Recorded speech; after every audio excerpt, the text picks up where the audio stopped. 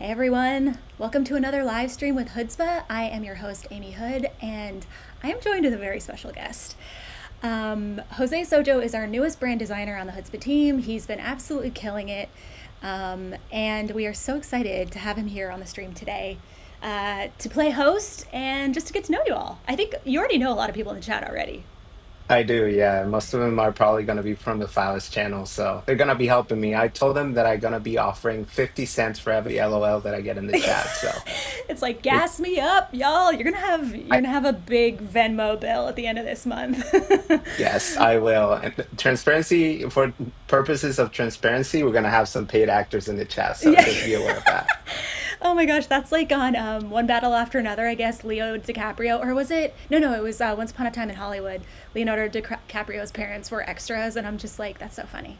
That's so funny. So we are I being a love little that bit movie. nepotistic today. We're being a little bit nepotistic because you are honorary triplet, even though you yourself are a twin, I am. Yep. which is crazy. People are going to think we only hire twins in this business, but we don't, shockingly. But yeah, Jose is our newest brand designer. He's going to be working with us today. We've been working on lots of fun stuff for Netflix, a satellite company. We've been doing stuff for a brand new media company. I can't wait to share all that with you. But Jose, tell us a little bit about yourself, and also chat. Let us know where you're tuning in from. We'd love to say hello and just say hey and where you're tuning in from. But yeah, Jose, tell us a little bit about yourself.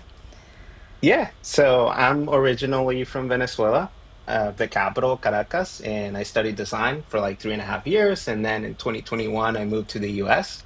I've been doing a lot of freelance stuff before I joined Hoodzpah. And prior to that, I also did some branding and identity design for a company that was in Germany, which was really fun. Both of my bosses were Germans, and it was a really interesting dynamic. But I learned a lot, and then I joined Hoodzpah, and I'm always interested in doing some brand identity work. I feel like that's pretty much my passion and what You're I so feel good like I at came it. up. You're such a Thank you. natural. Yeah, I feel like you fit perfectly into Hoodzpah because we do brand with a lot of like illustration and like custom type and stuff like that, and you're like totally geared that way too. So, yeah, yeah. So we're stoked to have you on today. Where do we have people tuning in from? Let's see. I'm gonna pull up the chat.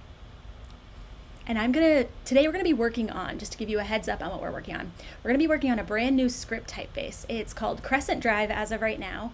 And we've been working on it. If you haven't seen our last YouTube videos, feel free to check those out. There's like a whole playlist. We do this every other Tuesday at 12:03 Eastern. And we've been working on a script font recently, so that's what we're gonna be working on today. All right. I'm trying to pull up the chat on my iPad, but I don't see it. So I'm opening it up in my Oh yeah, computer. no worries. All right, we'll just get straight into it then. And Hmm. we'll say hey to the chat in a little bit. All right, so here's kind of a look at where our file was left off last time. If you remember, I brought in some sketches, which I love to do. I always sketch first because it's just so much quicker for me to get ideas out.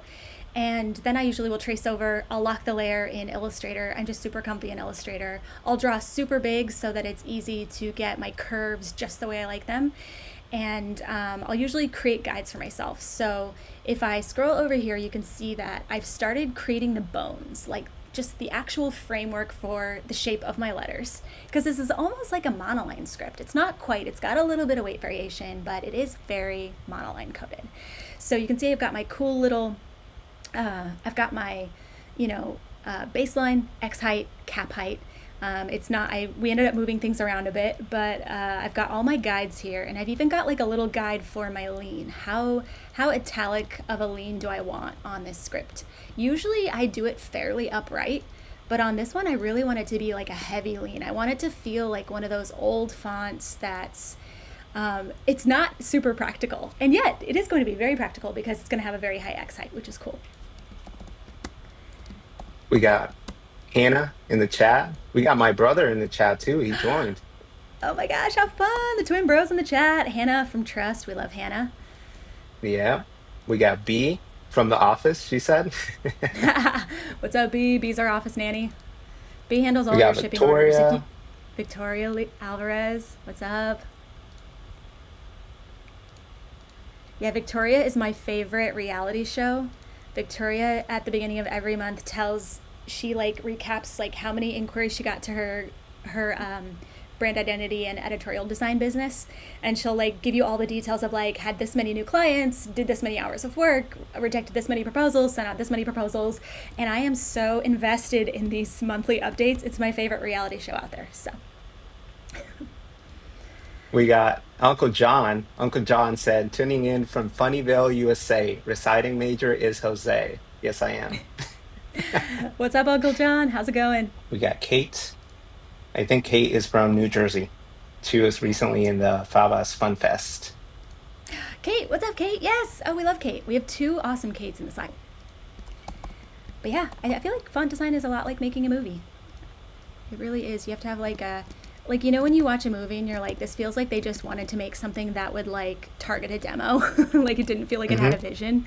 So I think that that's like something that we're always trying to think about is like, what's the niche that we're filling, number one? Like, why does the world need another font? Because that's my constant worry is like, are we just adding to noise?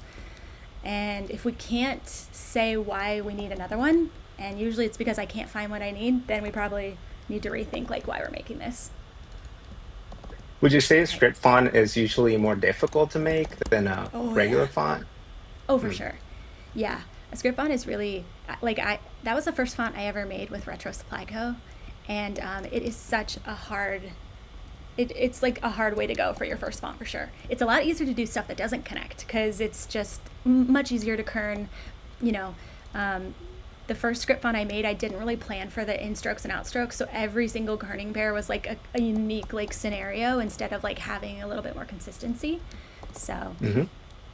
yeah, there's actually I think Ken Barber is doing a workshop right now about like romantic scripts. So definitely check it out. Like it's great to learn from people who already have a lot of experience and know what they're doing.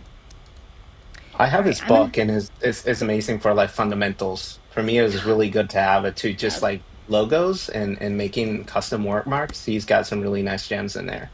Oh, for sure. Yeah, I agree.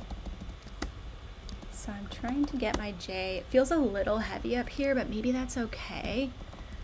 Maybe I'll just bring this in a touch. So Bronny is asking, do you create first in Illustrator and then trace in glyphs? Yeah, I tend to because I'm just so comfortable in Illustrator. But once I get a few letters and glyphs, then I can build from there because everything is so related to everything else. So once I have like my base characters, like your N, your O, your A, some of those things, like some things with like loop the descenders and ascenders, like it becomes so much easier from there for sure. So I've got a J started. Usually what I'll do is I'll always try to like kind of type out some words that use the letter, Bojangles. That's starting to look good. So OJ, OJ, OJ, O as like my control character. Usually your control characters are like O, H, and O. That's why Onotype Co is called what it is because the capital O, capital H, lowercase o, lowercase n are great control letters. As well as the L. So I'll usually always try to use those, even in uppercase or even in script fonts where it's like not exactly the same rules, right? But I still find it really helpful. And you can see there's really nice rhythm there. That's looking really good. I'm not mad about that. I might, like the thing that I see immediately is like it's a little bit heavy right here at this connection point, but it's not terrible. I'm looking at the heavy side of the O and it's sort of working. I can always go back and fix that later. So I think I'm just going to keep moving on for now. Sometimes what I'll do, and you'll see this a lot if you like open a font that you own in glyphs to see how it's made, I find it really interesting to just see where people are placing their anchor points. And sometimes you can, um, you can learn a lot just from like looking at the bones of how someone else built theirs. So it's like maybe I I just, think I don't remember if it was Kevin Cantrell, but I remember somebody giving advice to just like getting a font and then expanding some of the characters and trying to trace them. yes. I think it might have been you actually. I think in the visual course that I took with you guys.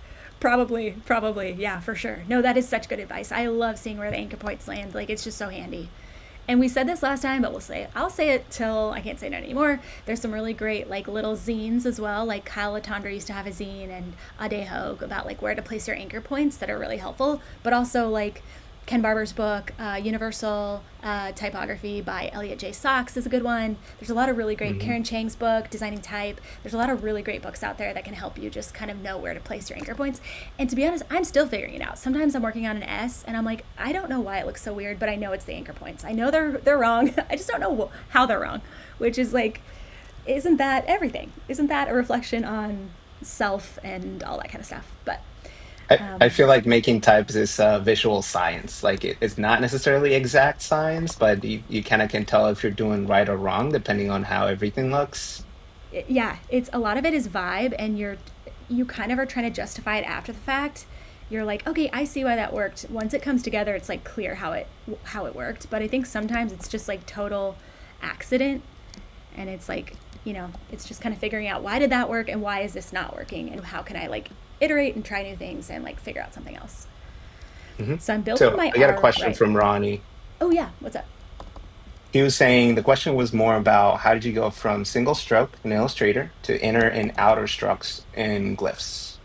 Yeah, so it's really great. So let's do one. Let's do one together. I'm gonna go to Illustrator. Let's let's build one of these other characters and we can do it together. So we need to make the K. Which is our favorite K, chat? Do we like the loop because this is a loopier font? Or do we like the straight K? I think it could also be something where we give alternates, especially in a script font. I love to give alternates. So I'm going to start by just using my pen tool. I'm going to lock my guides layer, make sure I'm on my top layer. And I'm going to grab my eyedropper. And I'm just going to start building out the bones of this K. Well, you guys tell me which one sucks and which one's good. Hannah says loop. Luby! We love the Luby one. Okay, good. Hannah, I trust you inherently. I trust you with my life. Scan natives also +1 in the loop. What's up, Beta? Okay, so here we go. We like the loop. That's good. Okay. So at a certain point in your font process, you realize like I'm too close to this and I can't see anything anymore. It's like when you say a word too many times, like it doesn't mean anything, and you just have to ask somebody else and just say, I trust you more than I trust myself at this point. Okay, so And let's say that that's our bones. And what I'm going to do is take that down here now, and I'm going to actually like make the proportions make sense in my guidelines down here. So I'm going to get my stem on the baseline, and I'm going to just increase everything, and then I'm going to make sure that my stem is following that angle a little bit more, although it's never going to, a lot of like optical design in type is not exact. So a lot of times you don't follow the exact guides. You tweak for optical. So I'm going to start there. I'm going to make this little loopy portion a little smaller, but it'll go up enough to have a nice overshoot to make sense. Hannah was asking, when you make italics, are we still aiming to keep Bezier's at 90 degrees? And what the heck do we do with the vertical slants? Are we still trying to keep zeros at 90 degrees? You mean like O's? Maybe I misunderstood the question. Will you read it again? Yeah, he said, when you make an italic typeface, are we still Mm. aiming to keep Bezier's at 90 degrees? And what do we do about the vertical slants? Okay, interesting. Yeah, the cool thing in glyphs is like if I go to info panel and if I go to my font and there's like all these custom parameters and axes. So I think it's in here. No, it's in this one. So under axes, you can select italic or slant, and you can set the slant that you want, which is really cool. So it'll just like it's done here. Like you can see that my box, my little like box that holds my letter, is at an Mhm. angle because I've already set my angles. So it's just really helpful. So I usually design on a slant, but when I work with Graham, he still uses 90 degrees. And so like I've been trying to like relearn how to prioritize for like having the 90-degree Bezier curves the way that I'm supposed to. But I was like more self-taught, so I'm still breaking a lot of my habits that are like not the best. So sometimes I'll just design it the way that I know how to get what I want, and then I'll go up here, like if we go into the K, for example, I'm gonna double click into the K. I'm gonna add in the lines that we made, correct bounds. Sometimes it pastes it in the weirdest spot. So I'm gonna go over here. And then I'll show you how you can like trick the program and get the perfect Beziers without having to draw them. Okay, Michelle so is in the chat. Michelle, my wife. Hello. what's She up, was asking a Michelle? question. She might get into design after this. I don't know. Maybe she'll switch careers. Oh my gosh, She was love it. asking, do you typically start working with pencil and paper? And what's your process for designing a font? Just, I guess, Oh, cool. overall. Yeah. Okay, really quickly, I'll just do this one really quickly. Already my anchor points were in the right spot, so it won't make a big difference. But like, let's just say I'm gonna put my anchor points in a weird spot, and then that way we can, it'll kind of show us how it works. But like, say that I actually had anchor points here, and I didn't have, all of the Bezier curves at the 90-degree points on east, west, north, south. You can go to path and add extremes right here, and it'll add the anchor points where they need to be for you, and then you can just delete the extraneous ones that you don't need. Maybe you want to keep that, but maybe you don't. So if you bring in like a really wonky piece of vector, the fine folks at Glyphs have figured out a way to make sure that all of your vectors look really nice. So that's what I do for Graham, who does a lot of our font manufacturing, and Maddox Schuler and Brian Brubaker over at Fort Foundry. I'll always like try and fix my extremes and my paths for them so that they're not having to deal with my mayhem. So you can always go into tidy up paths, add extremes, and it'll fix a lot of that for you, which is great. And then to Ronnie's point, and to your wife's point of like, how do we go from like this little skinny little line segment, which you can see down here in this black area, it's just a line right now. How do we make that have like width variation, right? So first of all, I'm going to just level up this. It got a little lost in translation, so I'm just going to get that where it needs to be. I'm going to select everything, go path, tidy up paths to make sure all my anchor points are the way I want them. And then I'm going to go to filter let's go to, I think is it glyph? Path, transformations. And what you can do is, it's filter, offset curve. That's right. Okay, so I already have my settings from my last go around, I believe. I believe that's what that is. And if not, I have all of my dimensions listed at the top right up here. So I know that like on my lowercase, my wide stems are about 93. So I need to add about 93 total pixels to my width of my horizontal stems, or vertical stems. Oh my gosh. Okay, so let's say it's like 92, which would be 45, 46. So we'll say 46 horizontal, and then if 56 is my narrow, let's see, 25 plus 3. Yeah, so 28. We're doing math in real time. This isn't humbling at all. Oops, did I cancel it? I'm so sorry.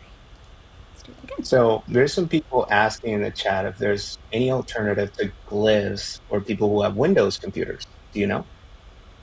Okay, so 46. Oh, for some reason. People who have Windows computers? Oh, yeah, so you would probably use, what's it called? RoboFont is what I'm guessing you would use, which is a great option. I never used it, but it's a little bit daunting for me just because there we go, now it's working. The interface to me is like, it looks like a NASA like spaceship dock, but see, for some reason this offset curve, and it's probably user error. Okay, cool, there we go. I just find it to be a little bit overwhelming, but it totally works, and they do have a PC version, which is great. So if I've kind of got my width here, but obviously it looks really janky still, so I need to go in and make manual adjustments. So I like to work fast, so I'm always looking for cheats, but then you have to go back and make sure that you're like adjusting to make it look actually right. So what I'll usually do is like, I'm always looking for consistency, so what I'm gonna do is grab the stem from my H or some other similar ascender. I think I'll do the H, maybe I'll do the B. Yeah, I think I'll do the B. All right, I'll grab that. And in fact, this would be a great one to make a component from, so I think I will. I'm just gonna go ahead and go to my B. I'm gonna select this and go add component or create component. Let's see if it'll let me. Jacob is saying, I love watching this, but I'm not getting any work done. But it's entertaining. There we go. So what I did was component from selection. So that will make this component, it will keep it exactly where it is, but it'll also allow me to use it on our fonts. Jacob, I totally feel you. I always watch live streams because I'm like, oh, it'll be great, like a digital coworker. And then I'm like, ooh, what'd they just do there? And it can be very hard to keep things going. But all right, so That's we'll why go I don't get two screens. I only work with one. Because otherwise I'll So you just just put a have to YouTube listen. video on my other screen. I Yeah, love that. Yeah, love that. Yeah. So you know your limitations. You're giving yourself guardrails. I do. Um, Yeah.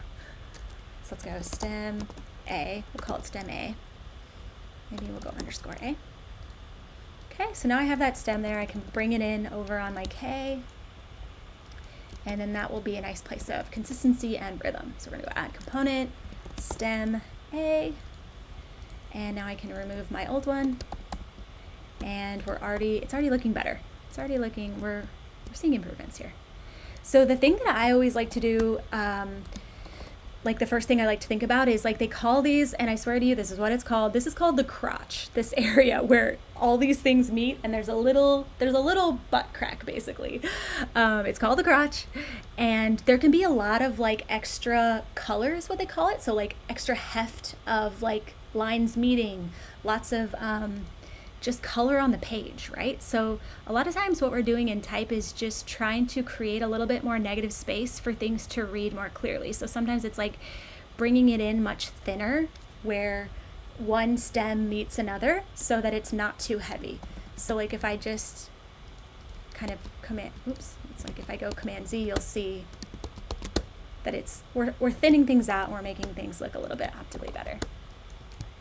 Kate was saying, sure, Amy, sure, to that comment about the crotch.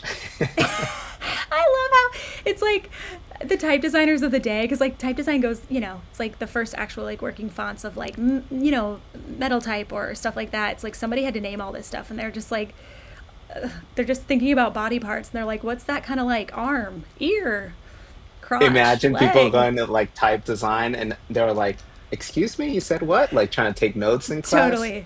They're like, you're joking me, right? Like, it's so funny. I love it. When I was making Somebody our said, hashtag Hoodzpah after dark. That's hilarious. That's so funny. You really do feel like when I'm talking to a client and I'm trying to make sure I'm being very clear, and even when I'm trying to be clear, I accidentally say the wrong thing constantly. I just talk too fast and I need to like slow down a bit. But so I'm always trying to use really clear typographic language so that we're all on the same page. And sometimes you're about to say something like crotch or ear or whatever or counter, and you're like, is it really clear, or is it just going to, is this all going to descend into chaos? You have to keep it PG for clients. Yeah, and if they don't know, it's like some of these are deep cuts, like counter. I always wonder like how many people know what counter is. Isn't it probably just easier just to say negative space? Like, let's not be bougie about it. Let's just say negative space.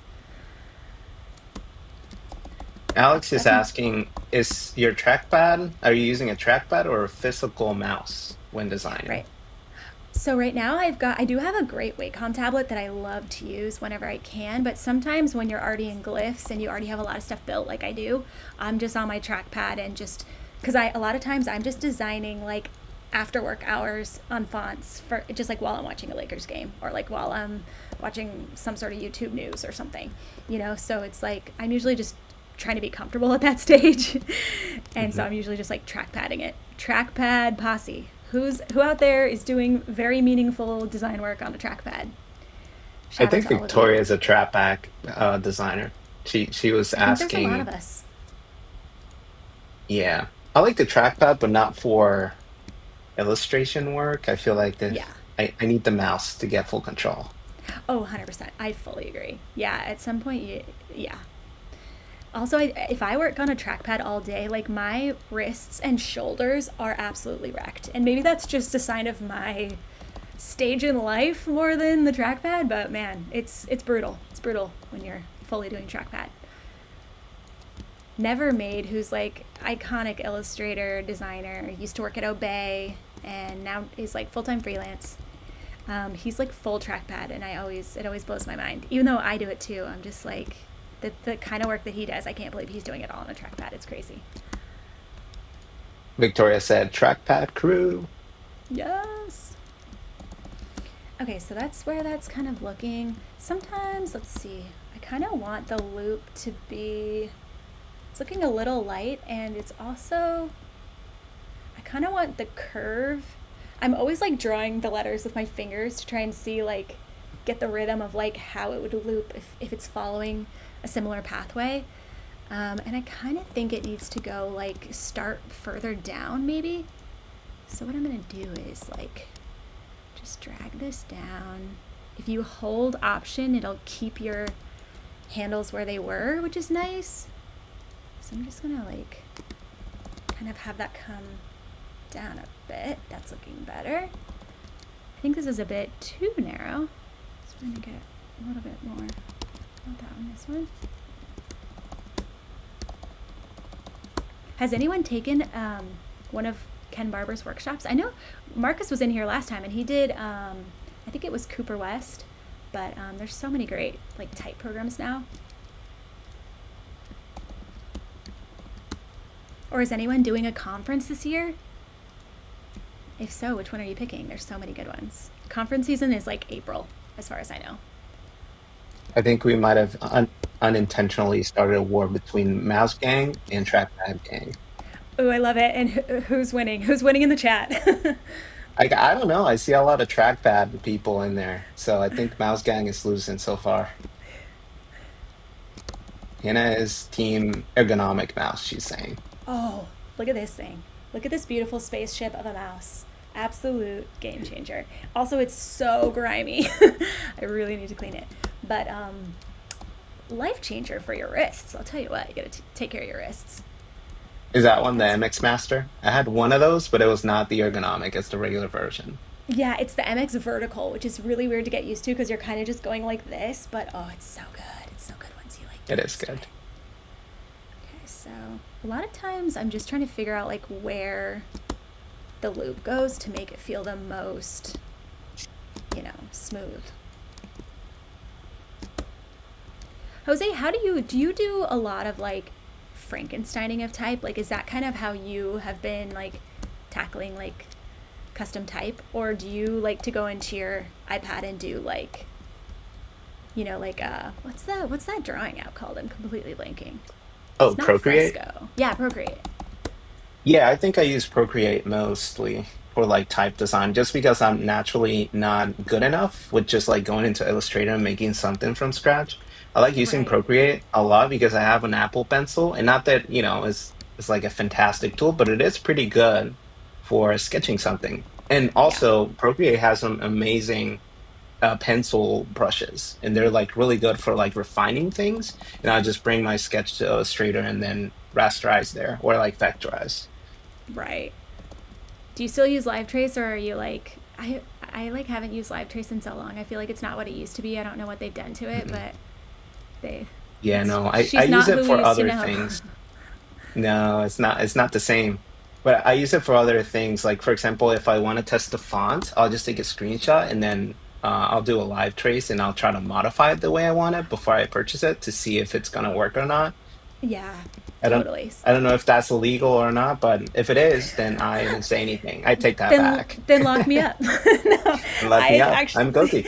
yeah, I do that too because sometimes they don't provide test fonts. The key thing is like I have to put a big yellow dot on my artboard that's like buy this font. Don't forget to buy this font. Like that sort of thing. Just so I like because that's like my waking nightmare. I've had waking nightmares where I wake up out of bed and say, "Did I forget to send to buy that font or whatever?" Okay, that's looking Oh pretty good. yes. All So right. Rada was talking about Type Paris. You asked about conferences, so she's saying if anybody is from Paris, she was asking. I haven't heard about Type Paris. Have you? I haven't either. That sounds like fun. Oh my gosh, if I an excuse to go to Paris and learn about fonts, like yeah, sign me up. That sounds amazing. That's the way we used to get invited to speak a lot. I mean, we still do, but we just don't do it as much. But and if it was a city that I wanted to go to, I would just say yes. Like any excuse to travel and like kind of have an excuse to like like to make yourself take the break and like just do it. I don't know. Hmm. I just say like take the opportunity to like learn in the most gorgeous place you can. It's like you're already going to be spending a couple weeks learning. So like, if you can afford to do it in Paris, I bet it's so expensive. Rada, is it like crazy Oh yeah. expensive? Except for Ronnie, he said he's a 3 hour train ride away. So lucky you. Ooh. Well, Jose, you're like right outside of New York City. You're pretty much living the dream too. I am. Yeah, I need to go to more like conferences and talks. I remember the last one I went to was on AIGA, and I met a lot of people. I met Alex Center. He's a cool Oh, neat. guy, Yeah, he's awesome. and yeah, just I think I need to be on the lookout for more opportunities in Philly too. I feel like they do a lot of talks there. Yeah, I'm sure, right? Like, you think like Philly's like a metropolitan, right? Like, am I wrong? Yep. So Jacob was asking if Hoodzpah's doing any conferences this year. Man, I wish we could. We're not doing well. Jose's doing one. Jose's doing one. Details coming soon. Details forthcoming. We have to iron out all the details, but like Jose's going to be giving a talk this year, and we're like so excited. We were like planning the topic together. We were like in Notion, ideating, and like just cracking up, and it's so fun. It's just so fun.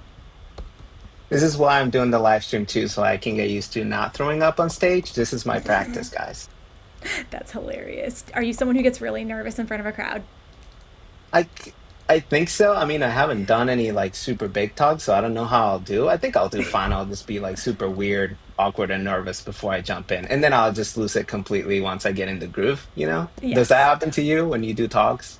Oh yeah, like before you get on, you're all of a sudden you're like, does anyone care? Does anyone need to know this? And no, they don't. But it's like they already know it. But I think a lot of people go to conferences just 'cause they want to remember like why they loved it, you know. And so it's like it's not like Hmm. you're teaching them anything they don't know. If you kind of like get that out of your head, because it's like I'm always just constantly thinking about the ticket price and thinking like, is my talk making it worth the ticket price for them? Which is like so much stress to put on yourself, but like good to do. But It's a lot of sometimes I think pressure. it's so much pressure. Sometimes I think you just have to say like, these people already know a ton. Like there's nothing that I'm probably going to teach them that's like completely groundbreaking. But if we can Hmm. all just remember why we got into this industry and loved it, like that is equally fun and equally valuable just to like remember the spark of creativity and that kind of thing. So sometimes I just have to like give myself a little pep talk. Yeah. I feel like also the perks of going to conferences is just making yourself feel inspired again. There's something about like getting together in a room with other designers and just feel like you learn maybe one tiny thing that's gonna make your work 1% better, and that's like Yeah. enough for it to be worth.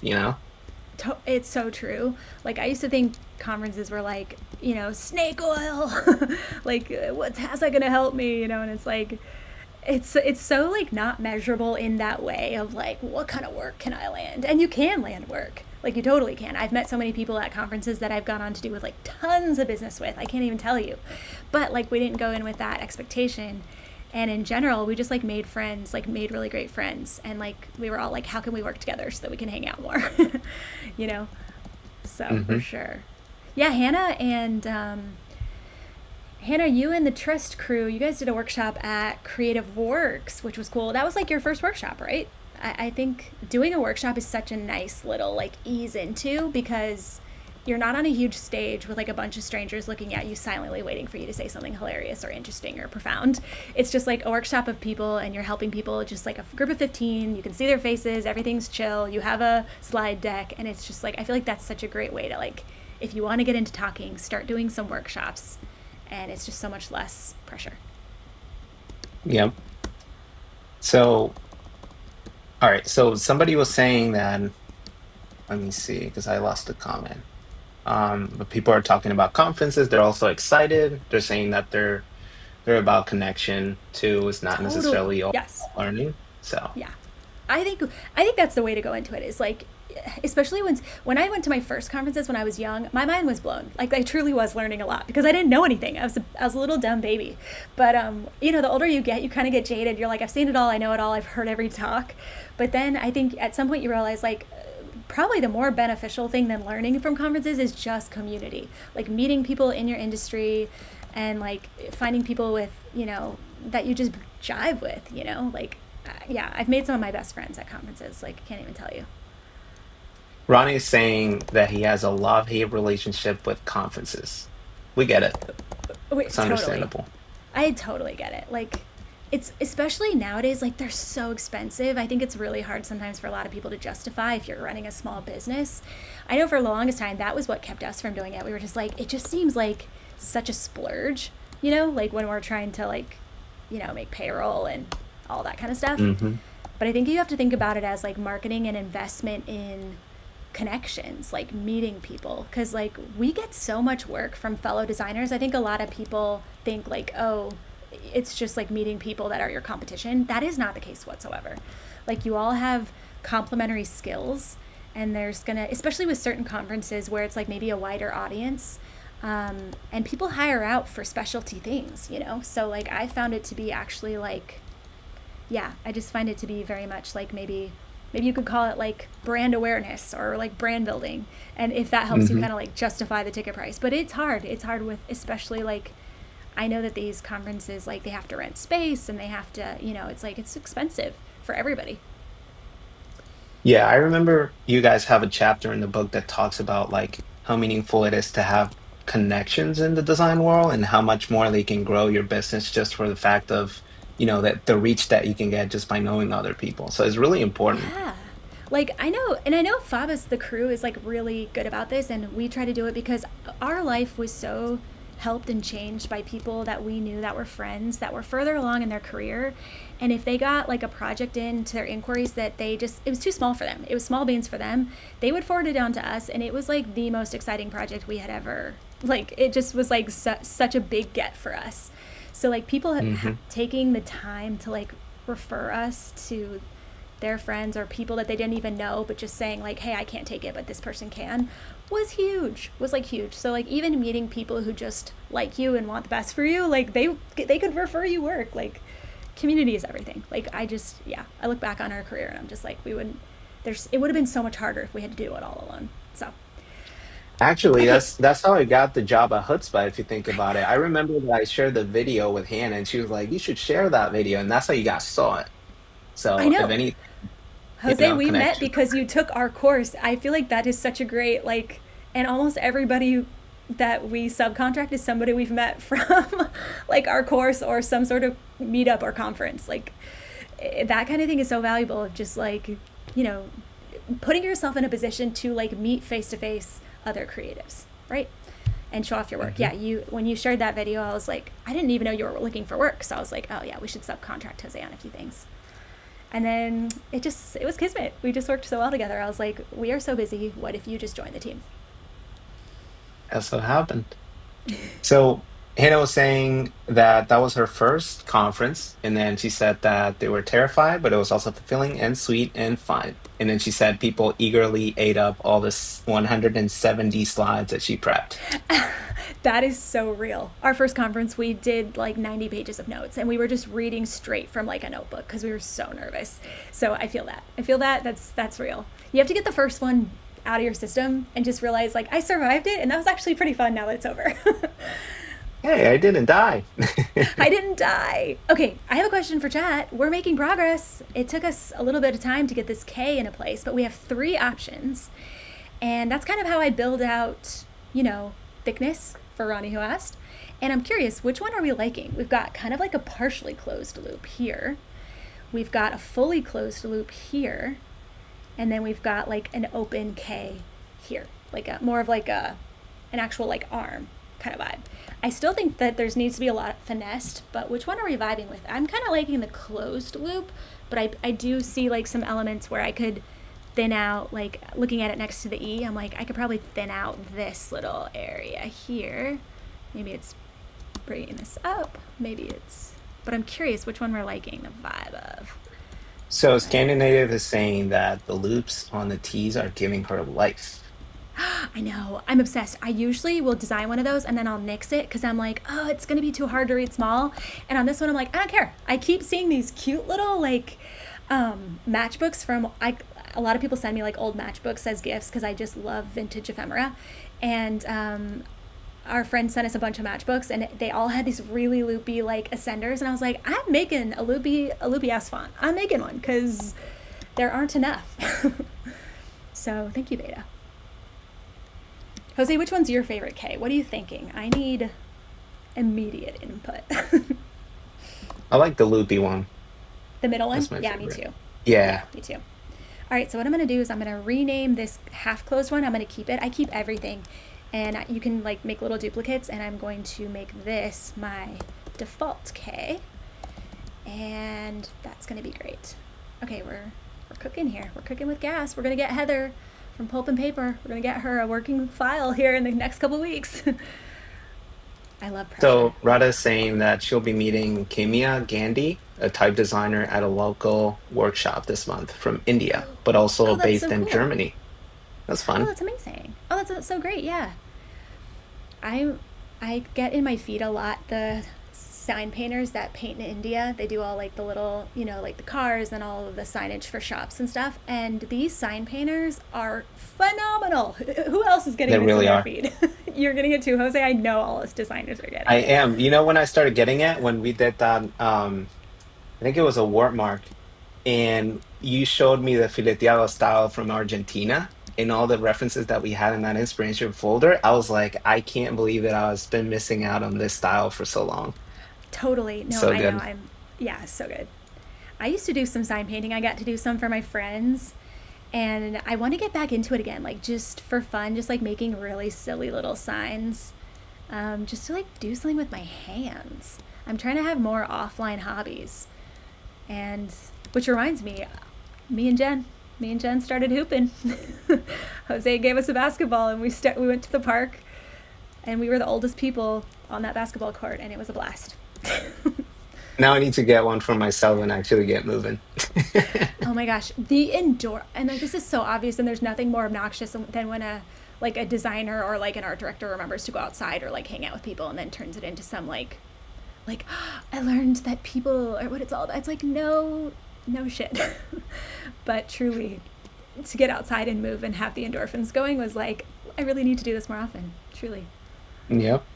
Okay, so we got feedback on the case. Oh So yes, let's hear it. people are saying, designed by Jake is saying open K gets his Okay. vote. Okay. Alex is saying he likes the partial and open. Scan Native is saying option one, and Okay, so then partial. two steps away is saying that likes the third one, and then Jacob is saying fully closed and open. Okay. So I am for sure going to give people alternates, but it looks like everyone's liking the kind of like half closed one. So I might have to make that the default or at least make it an alt option. So the cool thing about, so like I kept all of them, they're all here. So what I can do is I can start thinking about my alternate style sets now. So like maybe there's a more casual one with that, with a T that doesn't have the crazy loop that increases legibility. So maybe I create a second style set. So this will be SS01, style set 01. And that one, if I go into my info panel and go to features, and I update the features, it'll put together my style set because I already created an SSO1 in this file. So, and the cool thing is you can name the style sets. So this one will be called, I used to call it boring, but then Jen was like, that's like really negative, but I thought it was funny to call it boring because then you're like goading people to use the more exciting characters. But anyway, we'll call it basic. We won't be rude. We will behave. And then I can create another style set if I just turn this K into the SS, or is it just S? No, I always forget. I think it's SS, yeah. Style set, yeah. And we'll update, and then we can name this one, we'll just call this one alternate. Alternate one. Alternate two, we'll call it. So, Uncle John has a question for you guys. So, he's asking if you'll be doing any other course anytime soon, because he's been hearing a lot about it. So we're not doing the brand identity one. We need to make Mhm. time. That was I'm not gonna lie, that was a lot of work, and it was so fun. We love teaching. We taught at Laguna College of Art and Design, and but like everyone should take the chance if anyone ever asks them to teach something. You will never understand your craft more fully than when you try to quantify what you know to teach it to somebody else in a clear way. It's just so much work and we really wanted it to feel hands-on, so like we gave every single person feedback that turned in homework, so it was like 150 people doing feedback for them every other week or every week, and it was just like it was like a full-time job, so we just have to make sure we have Mhm. like the perfect amount of time to actually like get people feedback if we do it. because it's like there's nothing worse than taking a course and you don't feel like you got any one-on-one time. That's like what I really like about courses, is like actually getting, like personal feedback. Yeah, I Is remember you guys checking my work, and I was like, wait a minute, they actually gave me a meaningful response. What is this? yeah, what's going on here? Isn't it sad that that's like the default now, to just be like, no one's gonna look at this, or like, like, I don't know. It's just kind of like, Yeah, I just feel like, I thought I was gonna get one of those LinkedIn AI responses. It's like, great work, amazing, keep it up. yeah, yeah, yeah, something just super vague and like, I don't Mhm. know, totally. All right, I'm trying to work on my So, L. Oh yeah, go ahead, Jose. oh, Jacob was asking if I could say more about the video that I shared that eventually got me hired at Hoodzpah. So it was a video that I did to apply for Center. Actually, it was not even to apply for Hoodzpah. They had an opening for a brand designer, and I didn't have my portfolio ready, and I made a whole video about like doing what you can. And the whole video was like me finding out about Center from Hoodzpah. You guys had an interview with Alex and did like a whole podcast episode with them, and then I was just like talking about how I can do stuff that I am not supposed to be doing. And then I sent over the video. Eventually, it didn't turn out anything with Center, but then I also shared it in the Hoodzpah Slack channel, freelance and business and stuff. And Amy and Jen saw it, and then we started freelancing. They were like, "Wait, can you work with us like while you wait for a response from Alex?" And then I said, obviously, I said yes, and we started working on a project. And then before we ended that project, they offered me a position at Hoodzpah, and that's how I ended up here. So Yep. I mean, that is lore. I feel like that's gonna be. I love that story. I can't believe the plot twist. Like the whole thing like turned out in such a different way than I was expecting. Right? Oh my gosh, I remember thinking like, yeah, I was just like, I hope. It's like I wanted you to get what you wanted with Center, but I also was like, I hope that he doesn't get it with Center. Secretly hoping for for I me was to join secretly hoping Hoodzpah. for your downfall, but like in a positive way, just because like I wanted to work with you.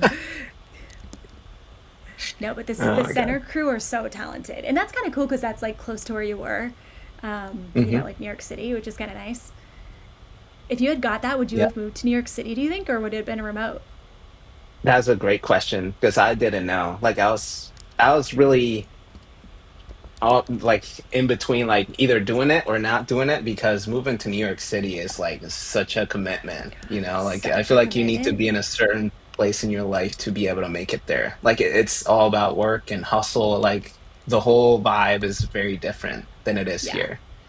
yeah, so true.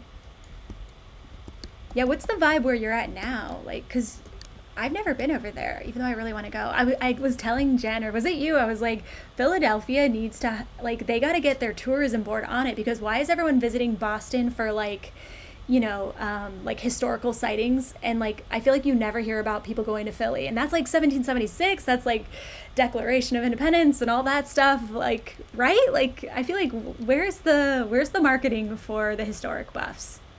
Maybe I'm just You missing know, it. it's Yeah, they're definitely not doing enough because it is a beautiful city. I actually went to the Museum of Art that they recently rebranded, and it's actually stunning. The way that I they have all know. the exhibitions is really good, very worthwhile. Okay, But everyone in the chat, we need you to vote on if you loved or hated the Pham rebrand, because you want to talk about divisive. Divisive. I loved it. But apparently a lot of people didn't like it, and apparently their board was just like, I don't even know. yeah, I I think there love was I a love lot of rebrand controversy drama. about it. Yep. I love A lot of rebrand people were. drama. I think Brand New was filled with comments about that. That one got a lot of comments and a lot of feedback. So much input from people. So many feelings. Yeah, I'm curious, like the general, because I was like shocked that it was so negative, because I thought it was kind of a funny idea to like make it feel more like almost like a sports brand, Like it almost felt Hmm. like a football club the way that they had designed it with like the really, you know. But the most interesting part, like at first I was kind of like, I don't know if this works, but then you realize that it's actually based on an old mark from their history, and then you're like, Hmm. oh wow, this is kind of cool because it celebrates the history. I don't know, it's just kind of interesting. There's a lot of context behind it. Also, I feel like it did really serve their purpose, their new purpose of like drawing in a new audience, which is it makes sense when you learn that. Right? Like if you're trying to like appeal to like just a fully new demographic of people, I think you have to do a big swing. Like I love when Mike Smith, I was listening to a podcast he was on, and they were talking about like they work with a lot of brands that are in the disruptor position. And it was basically like, these are brands that are trying to disrupt an industry where there's already like established players that have a huge chunk of the conversation. So it's like Hmm. you have to do something really big and splashy to disrupt and draw attention to yourselves and say like, there's this is the reason you should like leave them and try us, because like there's already so much going on in that industry. And I was like, what an interesting way to say it, and what a great way to explain to your clients like why they need to take a bigger swing potentially, or like try something really unexpected and do the weird thing that Hmm. maybe feels like counterintuitive. Totally. So Lyndon is saying that he loved the rebrand for the fam. And Lindo's, you're in like Pennsylvania too, so like that you're like the demo. You're the demo. Like your vote counts way more than mine.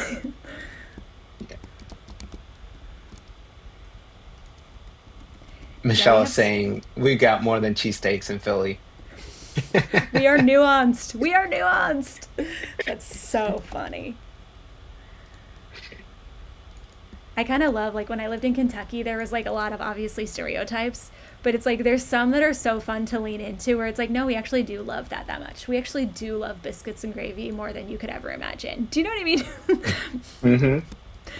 I can't believe you guys actually got to rebrand the Kentucky Americana region.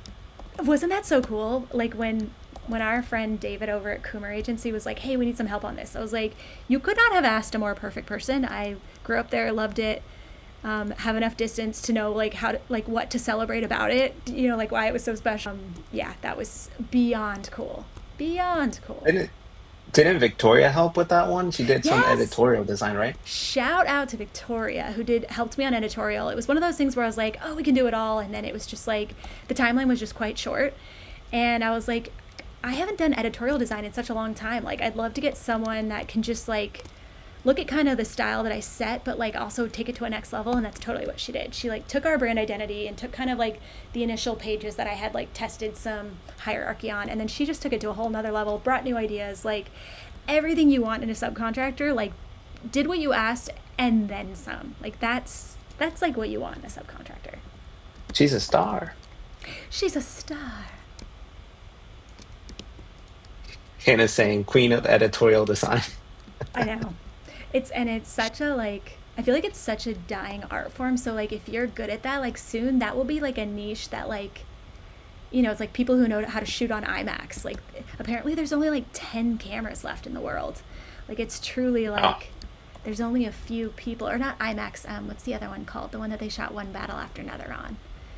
But it's like truly I don't like know. yeah, it's dying art form. I was But gonna it's say been if it's IMAX, Christopher Nolan probably owns 80% of the ones that are left in the world. What's so funny? It's not that one. Gosh, what's it called? It starts with a C. CinemaScope. Okay, it's CinemaScope. You know, And Scope? apparently Giovanni Ribisi, who I love, he was in that show Sneaky Pete, which was so good.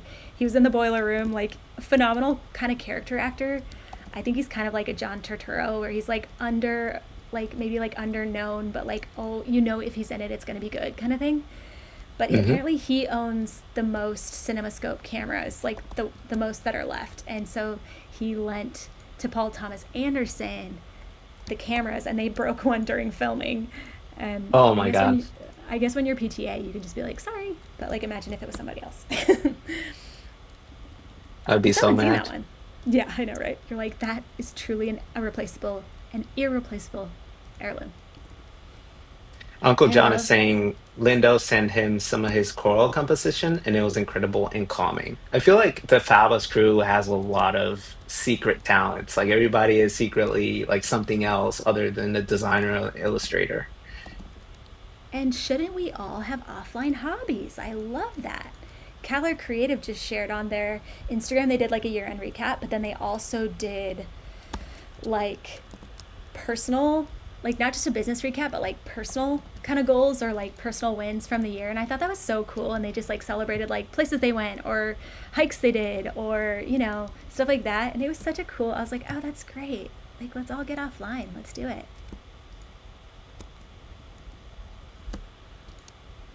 What's your offline hobby, Jose? Do you have one, or are you just always in front of a I, screen? I oh my God, yeah, I hate to admit it, but right now I don't have any offline hobbies. I I do know. like sports, and I used to play paintball before, but like the field is so far away from where I am right now. It's like an Hmm. hour away, and I don't know that I can commit to that. It's too much. Right? That's like that's true dedication. That's like giving up your whole weekend just driving. You have to really like driving or really have some good podcasts lined up for that kind of thing. Yep. What about you, Amy? Do you paint? You painted a whole piece during December holiday break, right? I do. I paint. I need to do it more. Like it's just one of those things that's like such kind of like the paintball thing where it's like I have to have like 3 or 4 hours together to like get anything done on it. So sometimes Hmm. I'm like I'm not gonna lie, I'm just a little bit lazy and I'm like I'll just I'll just watch TV and then I kind of let it fall by the wayside.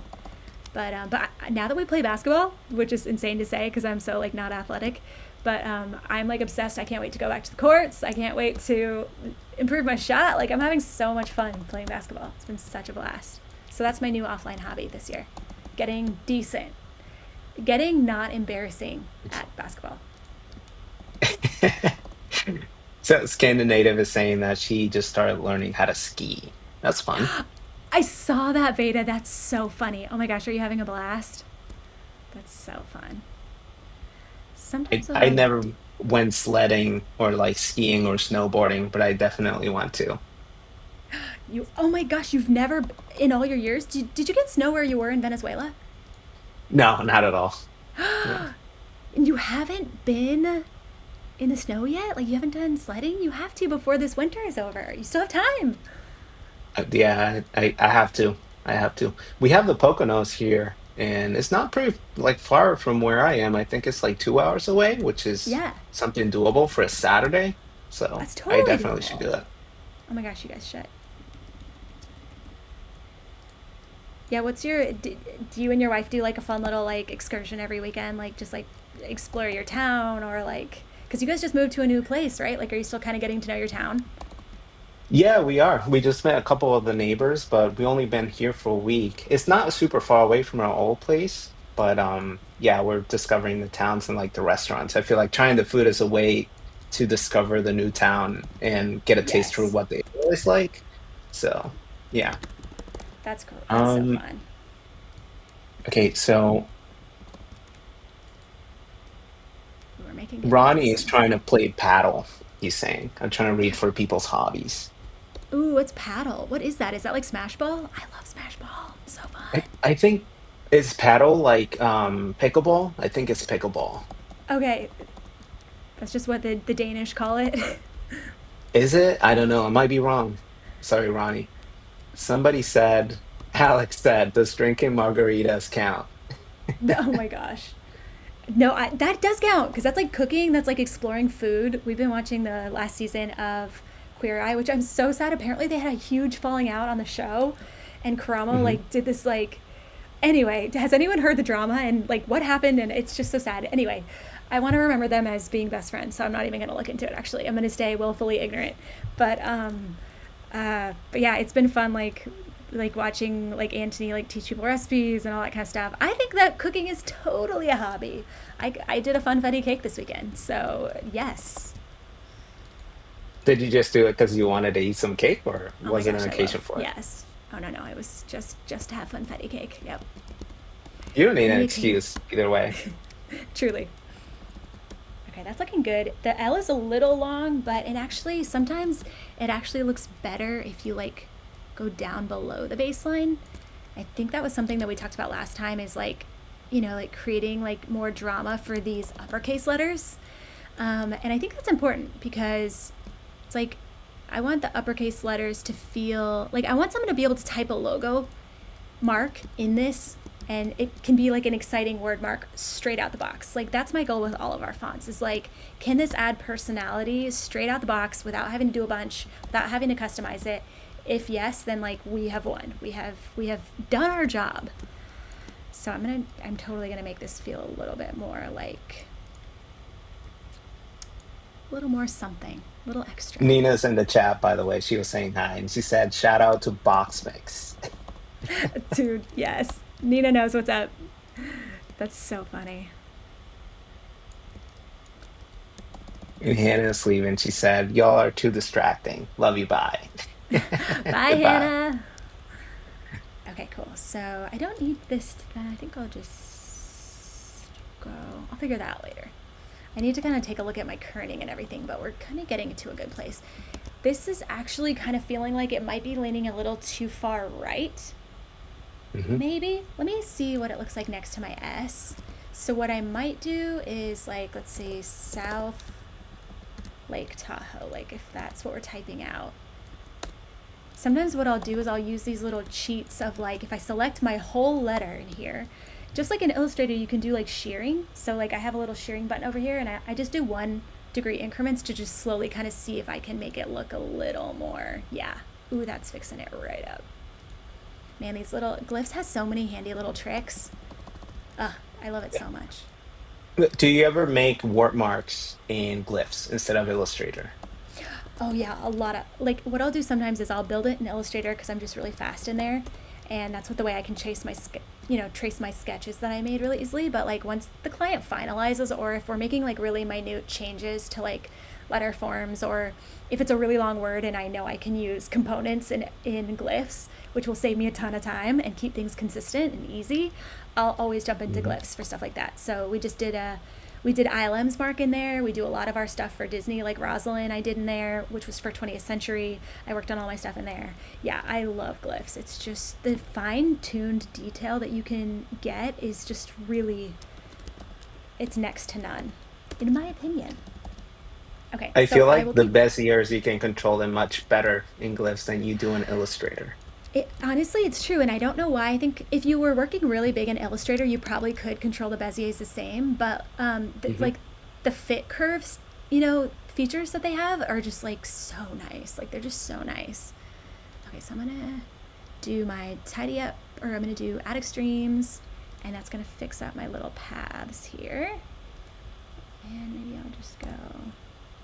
This one looks like it just needs to be Jesus, that. my brother was saying the closest thing we have to snow in Venezuela is coconut flakes and tres leches cake.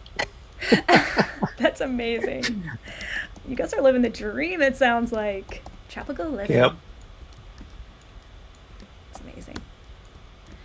Okay, cool. So I'm liking where that's going. There's something still here that's not feeling right, but I think it honestly might just be, it just needs to come in a bit. Yeah, probably. So, or this needs to come up and over. Yeah, that's looking better. So then maybe all this goes down. A lot of times it's like something's wrong, but you just have to leave and come back to kind of like fully see like where the issue is. And then I also need Yeah, to that's make all you need sure, sometimes. Fresh yeah, eyes. just remove yourself from it. Give yourself some like fresh eyes for sure. Okay, that's looking Amy, good. what about glyphs? I know there's two versions of it. You can buy the full license and you can also buy like the mini versions. Would you recommend a designer to get the mini versions if they don't Oh want to yeah, commit for the full? 100%. Yeah, 100%. Glyphs mini is plenty. Really, you just need glyphs full for like if you're gonna do like a multi-weight family, or like interpolation where you set like two master weights and then you can interpolate extra weights in between from like the anchor points. Like it's total magic. It's totally amazing. But if you're just starting out, like you don't need to build like a 6 weight font for your first font. Just like build one nice Right. weight and then you can always upgrade to glyphs, the full version. But yeah, the mini is like actually super robust. So definitely recommend trying that. And they have like a free trial. I think it's like 30 days. So you can also just try it for free first and just see if it's like even something you're interested in, cuz like I know I've definitely downloaded programs before and been like, "Oh, this is absolutely not for me. Like it's just too technical for me." So Yep. sometimes you just know immediately that it's like not going to be your cup of tea. I feel like there's a new wave of like design programs coming out recently. Remember that one that Zevi shared on the Slack channel? I think it's Yeah, called Paper. paper, right. I was having a hard time like figuring out like what niche does this fill? Like how is it better than Figma or like they needed to do the Mike Smith thing of saying, like, doing a disruptor thing of like something that catches your attention as to why you should use that instead of Figma or, whatever. Yep. I feel like there's some that are really good. I know that for animation, there's one that's called Cavalry. And the point of that one is to make stuff that is really difficult to make in After Effects with like algorithm and expressions. And I've been trying to Okay. dabble in that one because there's a lot of material on YouTube. So it's like stuff to learn there that is actually free. Oh, that's And amazing. it's also, I think it's also a perpetual license, so you don't have to pay a subscription, which is Oh, cool. that's nice. Nobody does that anymore. That's amazing. Hmm. All right, I'm gonna make my V. And then, I can't believe it, but we're almost done with the lowercase. This is crazy. I don't know how we did it, but we're cooking along. This is great. Do you have a name Yeah, for this font yet? I do. So for now, I'm testing out the name. Tell me what you think of this. It's called Crescent Drive for right now. Because That sounds all of good. yeah, it's cute, right? Like crescent moon. I might change it. I have to see. Like, I'm really big on like what the actual letters, because like when you promote this font, it's going to be Crescent Drive everywhere. So what letters does that pull up? How does that feel? That sort of thing. So Hmm. once I finish those letters, I'll kind of know if that actually looks good. But a lot of times I'll name not only on vibes of like, does it fit the vibe of the font, but like, does it show off the letters that I want to show off? Because that's how you're going to see it a lot. And also, can you actually use the name? Because I remember you had issues with Yes. Sedgwick, right? That was the Yep. previous name for Cambridge, Yeah. or no, it was It was Bowery Lane, it right? was Bowery. Yep, that's right. We couldn't use it because somebody else was using it. We didn't want there to be font confusion. Yeah. So Hmm. gosh, there's so much that goes into it, isn't there? Just like making sure that like you're making marketing as easy as you can on yourself. Naming a Jacob was font is so hard. actually asking the right questions. He said, "Will there be a crescent moon glyph in this Ooh, font?" we have to do a bunch of fun extra glyphs. I love that's like when I'm almost done with a font, that's when I start to say, but what if we added 30 specialty glyphs that we absolutely don't need, but I absolutely want? And but that's what I love. Like when I'm in a font and like it has like a heart and a star and a big 8-pointed asterisk, like those things are so handy when you're trying to design. Like, if you're trying to design an invite or, a menu, like I'm always thinking about like the use case instances of these fonts, and we do display fonts mostly. So I'm like, they're going to be needing fun little embellishments, and Yep. I want to make sure they have them. So I was recently animating one of the specimens for the fort guys, and I remember going into the specimen files, and I was like, so hard to pick with just one because we were featuring many fonts, and I was like, Yeah. oh my God, they're all so good. I don't know what to pick. I know there's so much to choose from. I know for sure. Yeah, the guys at Fort, gosh, they are just like, they just make such beautiful fonts, and it's so cool because they work a lot with Clark Orr as well, who has done now I think two typefaces for them. But like Clark's work is so phenomenal, like as far as just illustration. Oh my gosh, that is cool. When you like do an accident and you're like, oh, that's actually nice. Like, what if there's a loop on the V? That's cool. Does that work? Maybe not. Maybe it's on the other side. I could. But there's something to that. I'm gonna save that. It would go. Yes. Okay, I can see the vision. Okay, we're gonna put it over here. But ooh, sometimes it's not vision, it's just accident, and that's good too. But yeah, I don't know. What were we saying? I think the fonts in the Fort app are so good that I Yes. actually made one of our the mail label. We just moved into this new place, and the mail didn't have a label with our last name, and I made something for fun just using one of the Fort font, and I printed it and I actually used that. That's how fun it is to find like new fonts in there. Oh, that's awesome. Yeah. I know there's something nice about like that app. It's just like everything's just turned on and you can just use it in Figma or use it in Illustrator. Like I've been loving them building it out and getting to be a part of it, and like it's just super handy in our workflow for sure.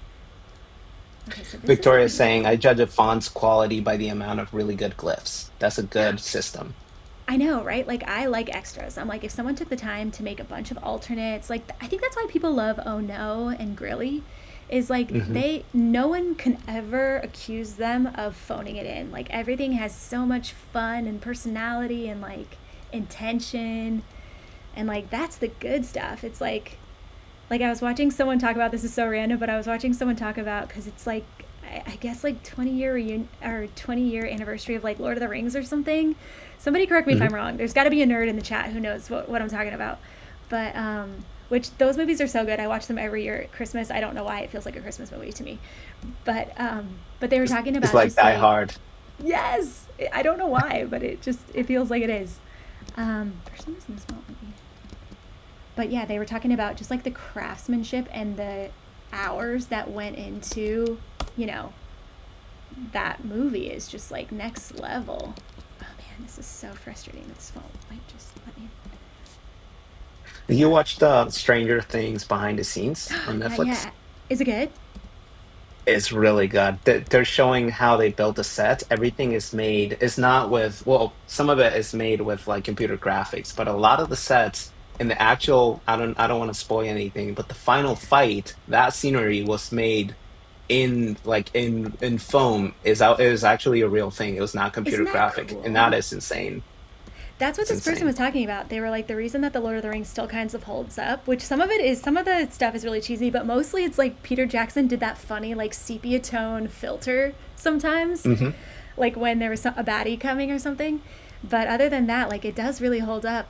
The graphics do, but it's because it was a mixture of practical and visual effects, right? So it's not just all visual effects with no grounding in reality. There's a blend, and that's like I don't. It's so weird that as humans we can feel that. So I'm always thinking about that in our fonts. I'm like, how do we make this delightful and intentional and feel just like, oh wow, that was like such a fun special detail, and I didn't know I needed that, but I'm absolutely gonna use it. You know? Hmm. Yeah. Yeah, you can feel the human touch behind whatever you Yeah. make. Yeah, or like the artistry, I guess you could say, for sure. All right, I'm trying to. Matt Doyle is saying hi. Hello.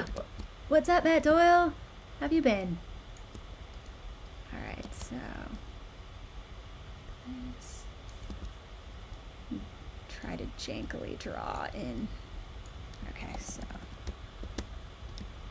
I can just. Sometimes the overlaps can really confuse my brain. Sometimes, like break my brain a bit. So let's see if I can actually get it right. We'll just close it up for now. Sometimes I just close it just so I can see it, and then I'll know like what's not working. Okay, so we're gonna go path, correct path directions. Okay, we're getting there. And What would you say is the most laborious font that you've made so far? probably Bowery, because I did a full style set that would really could have been a separate font. Um, in, but I wanted it to be included as a style set. Like I didn't want to have to charge people for two fonts, but it's Hmm. basically like a full swash set. So if you haven't seen it, you should definitely check it out. It's called Bowery Lane. It's on the Hoodzpah shop, and it's got this beautiful like fun swash set. So it's like kind of like Bookmania, where like you can, it's got like the Bookman default, and then it's got like the swash versions. But yeah, it's like it took forever, but I'm so glad I did it, because like, that's the style set that I use the most, is that like specialty one. So you helped me with the I love graphics on that one, Bowery. Jose. Yeah. I helped with some of it. Most of it was already done when I joined Hoodzpah, but I did get to animate the specimen for the release. So I feel like Bowery has a special place in my heart. I know you made those graphics sing, like the way that you animated. That was just so fun. Like it just felt like a little short film. I need to, yeah, I want to do more behind the scenes, because like I have a lot of process video that I need to share on that, of just like how we built it all, and sketches, and all that fun like extra stuff that it's like just so fun to see. You need to share your sketches with the world. Jen Yeah. always said that your sketches are always camera ready. Jen's so funny. Jen's like, yeah, I love Jen so much. She's always so nice. She's gassing me up. It's great. But yeah. Rada saying that she tried Bowery Lane on a passion project. I know she and Victoria, I think, were probably the first two people to get Bowery Lane. Like they were ready. It's like one of those jobs where people are just like, in the cart, ready to hit the purchase now. Yeah, They were ready. love it. Love it. We don't deserve you. We don't deserve you. That's amazing. I know. It's been really fun. I've started seeing too, oh, who put it? I think it was the Fall Line Creative was using it in their brand. And I was like, that delights me so much that not only did you not use it for a client or like, which would have been cool. It's like, I love people using it for clients, but like using it in your own brand, like what? That's so awesome. Okay, so we've got a V here. It might be a little too much, but I'm liking where it's going. I'm just going to type out view. Okay, the little loop, we'll have to see how we feel about that once maybe we do like river, and I need to figure out how it's gonna flow into the next. That's a really good point. So what I'll do is and then once we finish this one, we'll pause for the day and we'll pick this back up next session. If you want to tune in regularly, we're gonna be doing this every other Tuesday, and I might even do a few more in between because I have a lot to get done on this font. But if you're enjoying these and want to tune in, definitely subscribe, and it'll let you know when we're doing our next one, and you don't have to just remember like every other Tuesday, because who can remember that? So definitely subscribe, and I don't know, I think there's like notifications or something, which will like pings you, so you don't have to like, it's basically just like set it and forget it kind of thing. So Ronnie is asking, how do you balance this with client work though? Where do you guys get the time? Are you super organized? Ronnie, the lion does not concern himself with client work. That's hilarious. Client work, I Jose don't. knows. It's like we'll be like working on something for ourselves, and then it's like pause everything. Client got back. They have first priority. Everything just immediately gets paused. Basically, is like what happens. Yep. I feel like it is a juggling game. You always have something to do, but it's good to find the time to do stuff like this because, Yeah. what other thing can you do to connect with people? Well, and like this year has been really cool because like we've gotten more custom font inquiries than ever before. Like I feel like we're finally kind of getting traction on that end, because I always thought it would translate into like custom brand fonts, and we did get to do one for SeatGeek, which was like an absolutely amazing project. So shout out to the SeatGeek team.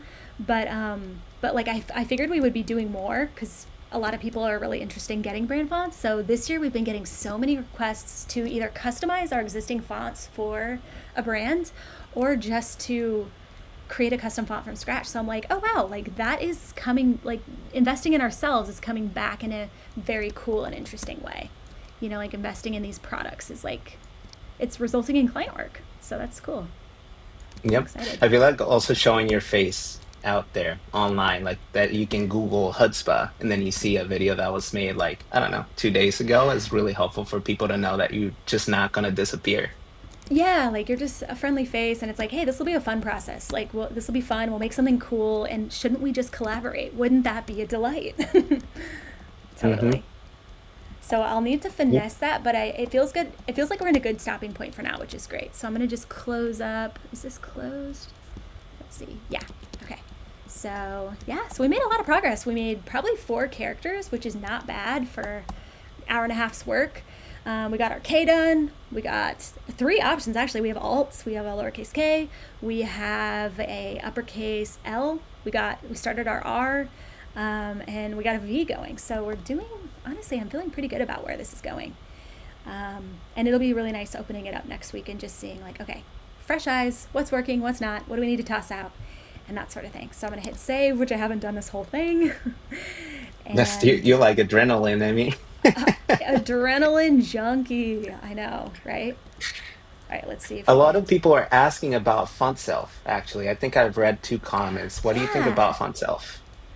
To be honest, I haven't used it, so I wish I could speak to it because I've heard a lot about it. But my friend, I think, I could be wrong, but Sam Borghini, I'm going to shout you out right now, but the guys who run Kern Club, Sam Borghini, he's an incredible designer. He used to work in house for Universal, the record label, and he does a lot of fun stuff. But I could almost swear that him and the guys over at Kern Club use Font Self. So that's like a really great like plug-in option through Adobe Illustrator that's just like, hey, does anybody even want a font from me? Can I justify spending a bunch of time on this? Like, sometimes it's good to just like be practical and say like, before I spend 80 hours on a font, like let's try something a little low stakes and just do like an all caps something in Illustrator. Use Font Self, see if anybody's even interested. There you Well, go. Jose, this was fun. We made progress Did you have fun on your first stream? How do you feel? You were the host with the I most. survived. Yeah, I survived. I didn't throw up on stream, so I'll call it a win. I think I'll be ready for the next one. I'll be less nervous, I think. Mark it as a W. Let's do it. Okay. Well, everyone, thank you for tuning in. Leave us a comment on what we should work on next week. We don't have to do fonts every time, so if you want to see something specific, let us know. I think some people had said Figma. If we do Figma, we're going to have to get Jen in here, or Jose, you're going to have to do it, because I'm not going to lie, I am like cobbling together stuff in Figma. I know I'm not using the features as intended, so it would be humbling, and if you want it, maybe we'll do it. But yeah, leave a comment with what you want to see, and we'll try to get to it. And thanks so much for tuning in, and we'll see you next time. Bye, everyone. Thank you. Bye.